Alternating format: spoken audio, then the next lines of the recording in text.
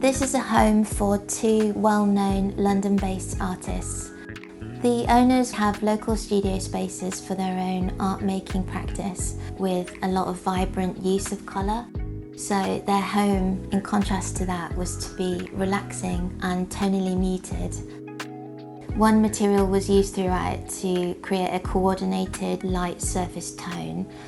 Another way of providing that continuity was to create multiple zones with movable elements, which are reconfigurable within one studio apartment space.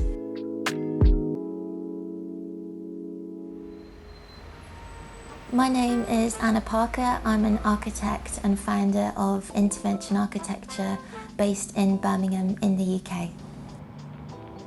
This apartment is located in Charterhouse Square in central London. The building was constructed between 1935 and 1937 and has a striking curved facade inlaid with critter windows. And it's an iconic Art Deco building which is featured as the fictional home and office setting for Agatha Christie's character Poirot. The building was always residential, with the ground floor originally including a public restaurant, cocktail bar and club in the basement. The existing studio layout space was very similar in plan to now, as we had to retain the existing structure due to the listed status of the building. The apartment is 24 square metres. They wanted the apartment to be inventive whilst also maximising storage. During the works we had to retain all the structural walls.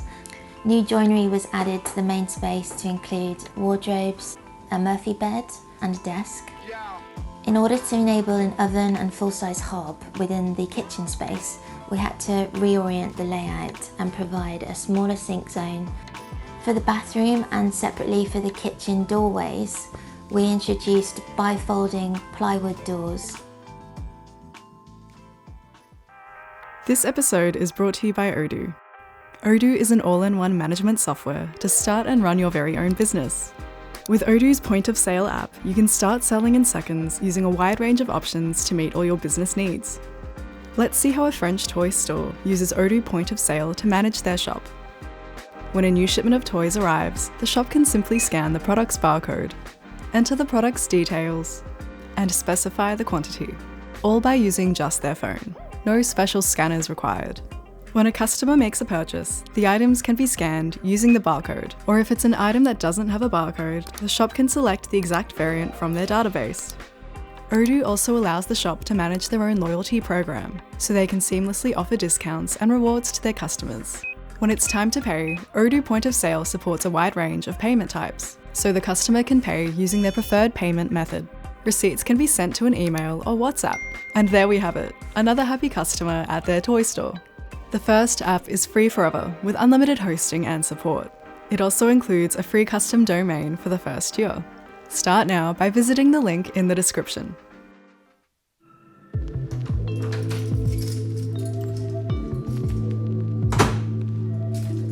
Upon entering the apartment, the vestibule area has open shelving to store shoes and keys.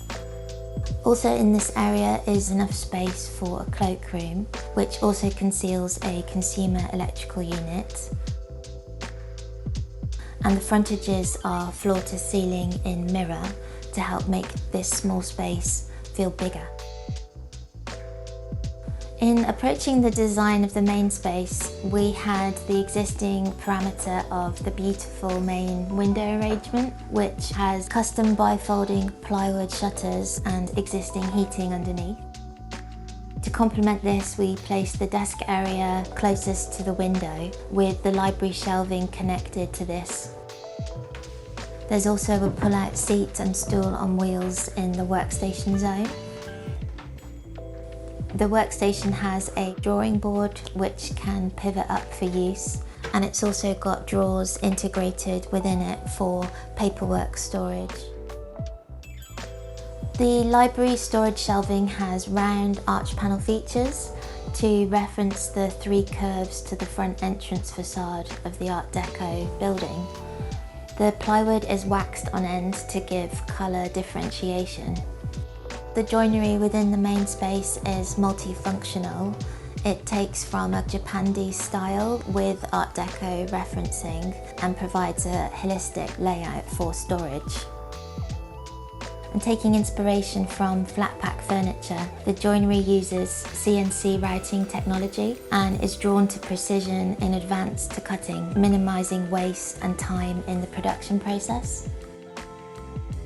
To enable the studio space to be as flexible and adaptable as possible, the bed is integrated within the main joinery wall.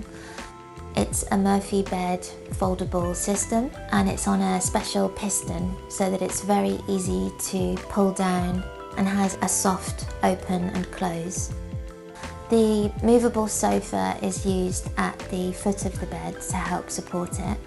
You can also use the flat pack stools to support it to enable the sofa to then be used as a sofa bed.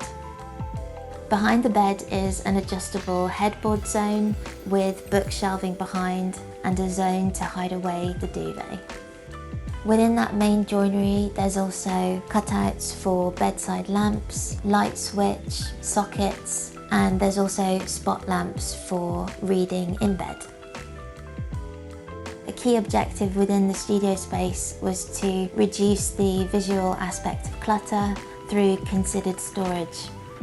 Within the main space there's floor-to-ceiling storage as well as wardrobes framing around the entrance doorway.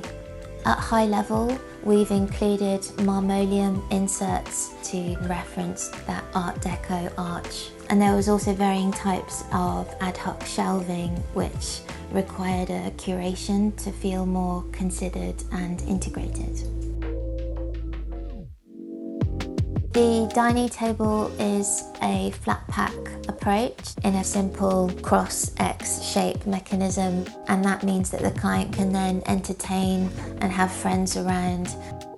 Underneath the sofa there are flat pack stools, and that is also a very kind of easy way of providing extra seating. You could easily fit around 6 people around the dining table when it's put into place. The legs can be fully taken off and stored away into the joinery wall itself. The wall opposite the library is floor-to-ceiling wardrobe and clothes. There is an area of chamfered shelving to connect back to the door entryway and also provide additional storage. The doorway to the kitchen was previously a curtain and now has a bifolding plywood door. From entering into this space, you're saturated with this blue finish. This provides a surprise from the lighter main space to provide a fun pop of colour. We've integrated a dishwasher, fridge freezer, full-size oven and hob, as well as a skinnier sink and tap location. The exhaust fan is also self-circulating. Due to building management issues, we couldn't create any changes to the exterior walls. The fabricator also came up with a brilliant idea to include a corner bin within a dead use zone of the countertop. To complement the black appliances, we proposed a Korean countertop which was black but had these speckles of gold and different flecks of interest. Below the sink is cabinetry storage and spice rack. Overall, we gained much more storage and the client is able to enjoy cooking with many more integrated appliances. For the bathroom, due to the Art Deco plumbing, which we couldn't change, all of the existing positioning of sanitary ware had to be retained, all of which were replaced except for the towel rail, which is an original feature. The new bathtub is a Japanese style tub, so it's much deeper, and the bath frontage we actually tiled in the same finish as the floor and walls. To the bath itself, there's a bifolding screen so that when it's not in use, it can be folded back against the wall. The overall look and feel of that space is meant to evoke Art Deco ship cabin. It's functional, but then also has this romantic blush pink. Fortunately, within the main building amenity space, a laundry zone is provided, so that meant that we didn't have to integrate any utility appliances. We approach small spaces as though we're solving a puzzle, how to maximise the floor area and to get as much concealed storage within that. Taking on a smaller space and refurbishing it, making it your own, it's really important, I think, to have that element of fun, and you can still create stylish, functional homes that have a real lasting legacy. Sign up to our newsletter for subscriber-only content and exclusive offers. Visit nevertoosmall.com/subscribe.